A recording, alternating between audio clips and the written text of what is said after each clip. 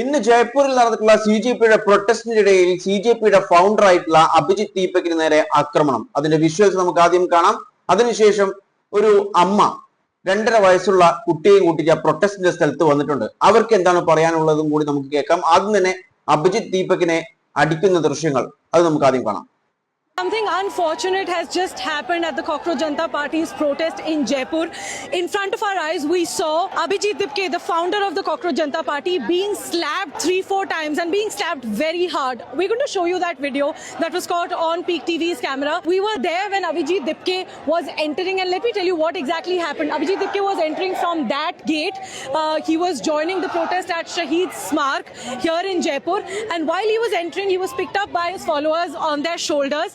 And somebody just pulled him down and slapped him 3-4 times. You can watch that video. We're playing that right here.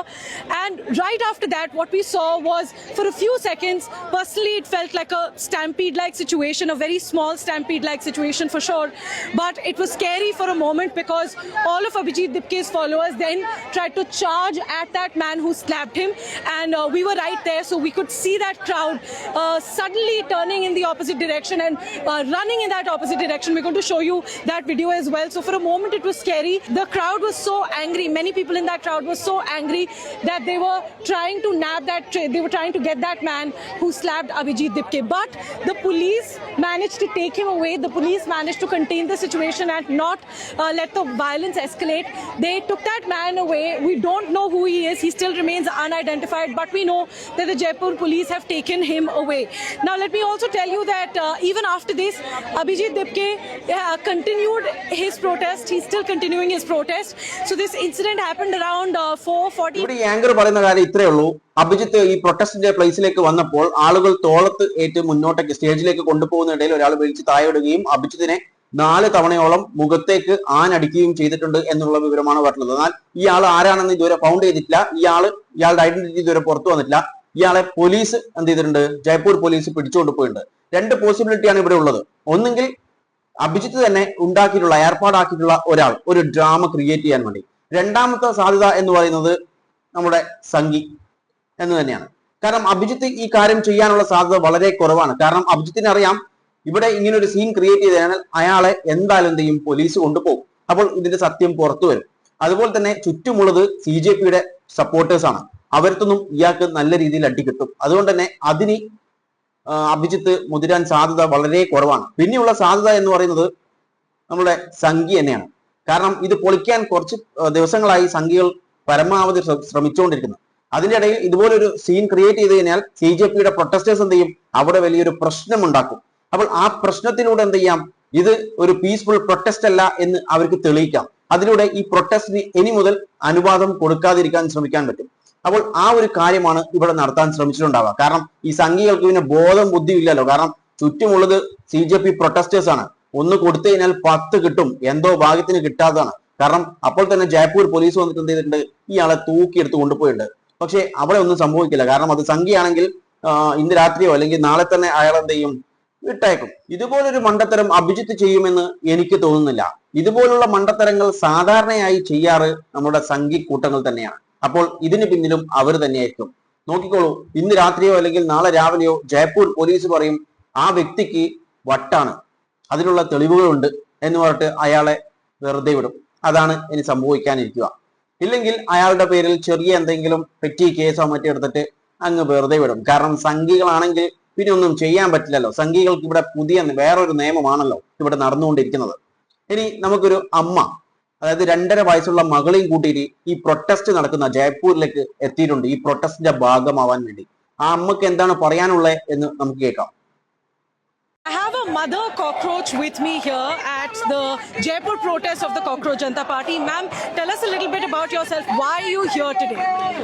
Ma'am, I am here to support a movement which is against the arbitrary of the central government, the state government, against the students of India. I am am here with my daughter because she is so small and I don't want to be in the guilt कि मैंने evil के खिलाफ आवाज नहीं उठाई. I don't want my girl to grow up in a country where the voice is unheard. Ma'am, your little baby is just 2 years old, you said. 2.5 years old. So you're scared that something like this could hurt her future as well. That is why. Obviously, the scenes which have been created now in India, it's terrifying. And do you think demanding Dharmendra Pradhan's resignation is enough? Some people are saying like before 1947 we used to say Simon go back. Now we're saying Dharmendra Pradhan go back. Those are the kind of posters that we are seeing. Why do you think that comparison is being drawn?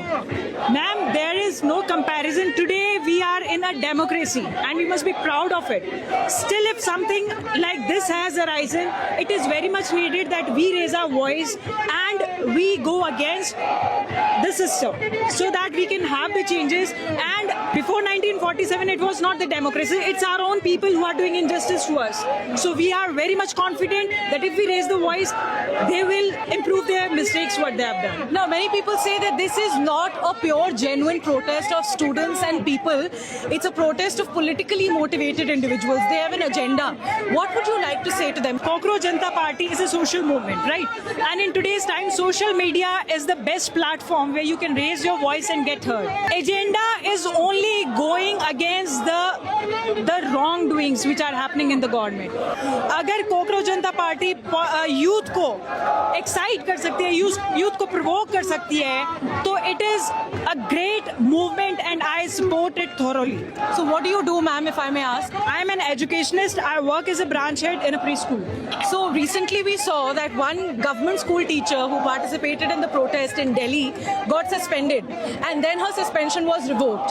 That was a government job, you have a private job, but do you ever fear that being a part of such a movement can affect your livelihood? Ma'am, it brings shame to me if a journalist asking me, do you fear your system? No, I don't. And we should not. കണ്ടില്ലേ ഈ അമ്മ പറഞ്ഞുള്ളത്, അതായത് 2.5 വയസ്സുള്ള മകൾ ഇനി വളർന്നു വരാൻ പോകുന്നു. അപ്പോൾ ഇപ്പോൾ കാണുന്ന സിറ്റുവേഷൻസ്, അതായത് എഡ്യൂക്കേഷൻ സെക്ടർ ഡിസ്ട്രോയ് ആയിക്കൊണ്ടിരിക്കുന്നു. അതുപോലെ നമ്മളുടെ ഡെമോക്രസി അതെവിടെയാണ്, ചോദ്യം ചോദിച്ചു കഴിഞ്ഞാൽ ഉത്തരം തരുന്നില്ല. ഇങ്ങനെയുള്ള ഒരുപാട് പ്രശ്നങ്ങൾ കാണുമ്പോൾ ഭയം തോന്നുന്നു.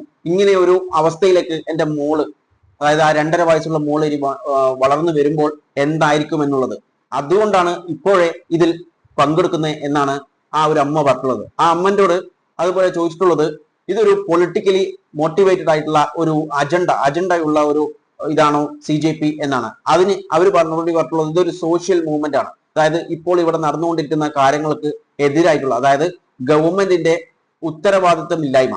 അതായത് നമുക്കറിയാം ഗവൺമെന്റിനോട് ഇപ്പോൾ എന്ത് ചോദ്യം ചോദിച്ചു കഴിഞ്ഞാലും ആരും അതിന് ആൻസർ പറയില്ല.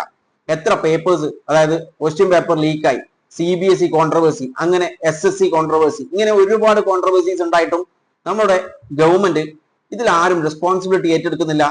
ആർക്കും ഇതിനെക്കുറിച്ചൊന്നും പറയാനില്ല, ഒന്നുമില്ല. ഈ അമ്മ പിന്നെ പറയുന്ന ഒരു കാര്യം എന്ന് പറയുന്നത്, ഇത് ജനാധിപത്യ രാജ്യമാണ്.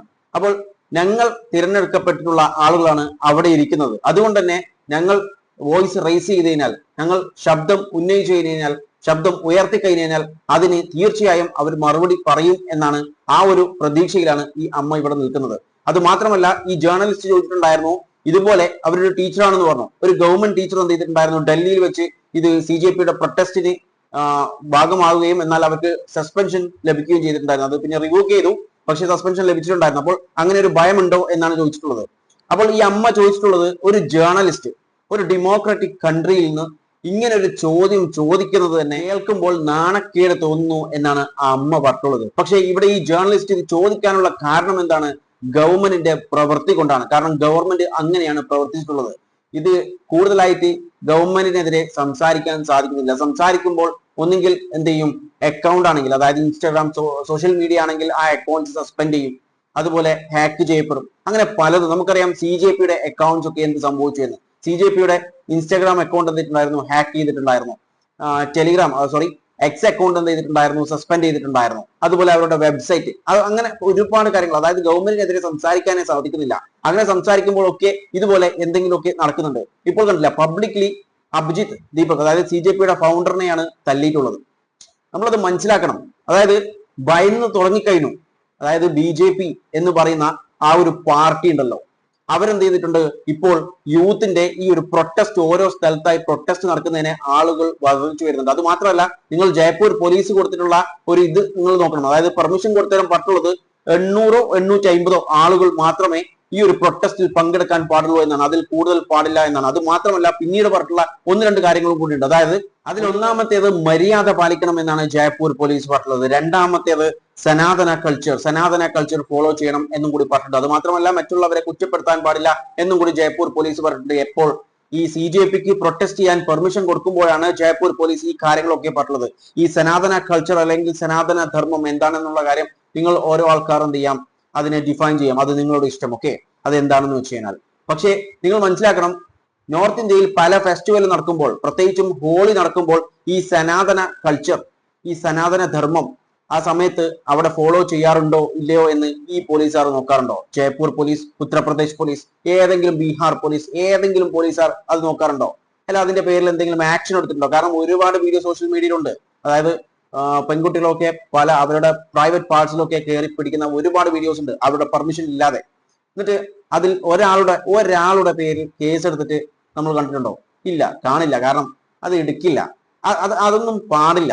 അതങ്ങനെയാണ്. അതാണ് നമ്മുടെ ഇപ്പോഴത്തെ ഇന്ത്യയുടെ അവസ്ഥ. അതായത് പ്രൊട്ടസ്റ്റ് ചെയ്യാൻ വേണ്ടിട്ട് പോകുമ്പോൾ എന്ത് ചെയ്യണം? മര്യാദ പാലിക്കണം. അതുപോലെ ഈ സനാതന കൾച്ചർ എന്ത് ചെയ്യണം? ഫോളോ ചെയ്യണം. അതൊക്കെ ചെയ്യണം. പക്ഷെ ഈ ഹോളിയൊക്കെ ആഘോഷിക്കുമ്പോൾ ഇതൊന്നുമില്ല. ഇതിനൊക്കെ എക്സെപ്ഷൻ ആണ്. ഇതൊന്നും നോക്കേണ്ട കാര്യമില്ല. മര്യാദയും വേണ്ട, ഒന്നും വേണ്ട. നിങ്ങൾക്ക് തോന്നിയ പോലെ നിങ്ങൾ കളിച്ചോളൂ, ഒരു പ്രശ്നവുമില്ല. പക്ഷെ അതേസമയം നമ്മുടെ മുസ്ലിങ്ങളുടെ ഫെസ്റ്റിവൽസ് ഒക്കെ വരുമ്പോൾ ഇതേ മര്യാദയും കാര്യങ്ങളൊക്കെ വന്നിട്ട് പോലീസുകാർ പറയും ചെയ്യും. അത് വേറെ കാര്യം. കാരണം അതാ ഞാൻ പറഞ്ഞത്, ഇവിടെ 2 തരത്തിലാണ് ഇപ്പോൾ നിയമം പോയിക്കൊണ്ടിരിക്കുന്നത്. ഞാൻ പറഞ്ഞല്ലോ, ഇവനെ ഇപ്പൊ ഓനെ അറസ്റ്റ് ചെയ്തിട്ടുണ്ട്. അതായത് അഭിജിത്ത് ദീപകിനെ അടിച്ച ആളെ അറസ്റ്റ് ചെയ്തിട്ടുണ്ട്. അവൻ സംഖ്യയാണെങ്കിൽ അവൻക്ക് ഭ്രാന്താണെന്ന് പട്ട് വിട്ടിട്ടുണ്ടാവും. അല്ല വേറെ ആരെങ്കിലും ആണ്. അതായത് ഇപ്പൊ വേറെ ഏതെങ്കിലും കേസിൽ ഒരു മുസ്ലിമിനെ ഒക്കെ പൊക്കിയിട്ടുണ്ടെങ്കിൽ അതിലൊന്നുമില്ല. അതാണ് ഇവിടെ ഈ സംഘികൾക്ക് ഒരു നിയമവും മറ്റുള്ള ആളുകൾക്ക്, അതായത് ഇന്ത്യയിലെ ബാക്കിയുള്ള പൗരന്മാർക്ക് മറ്റൊരു നിയമവുമാണ് ഇവിടെ ഇപ്പോൾ നടന്നുകൊണ്ടിരിക്കുന്നത്.